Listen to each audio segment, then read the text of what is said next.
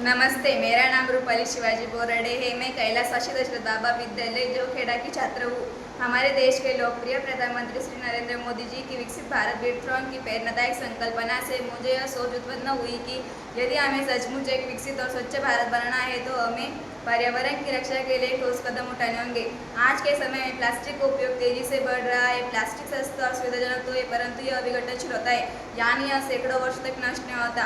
परिणाम स्वरूप यह मिट्टी, हवा, पानी को प्रदूषित करता है। जब यह नालियों या नदियों में बहता है तो जल स्रोतों में रुकावट पैदा करता है। इन समस्याओं पर मैंने विचार करते हुए अपने शिक्षक श्री गौरी सर का मार्गदर्शन लिया। उनके मार्गदर्शन में मैंने जाना कि प्लास्टिक व्यर्थ समझने के बजाय संसाधन के रूप में भी इस्तेमाल किया जा सकता है।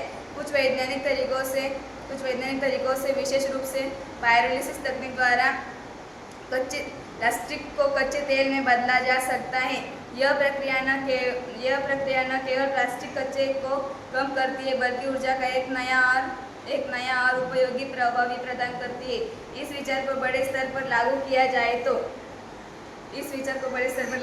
देश में प्लास्टिक प्रदूषण घटेगा, ऊर्जा के वैकल्पिक स्रोत मिलेंगे और भारत स्वच्छ, हरित और विकसित राष्ट्र बनने की दिशा में एक बड़ा कदम उठाएगा।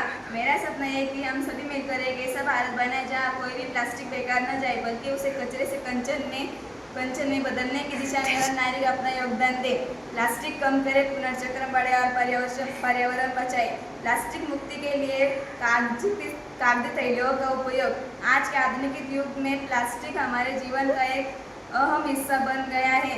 प्लास्टिक की थैलियाँ हल्की, सस्ती और हर जगह उपलब्ध है।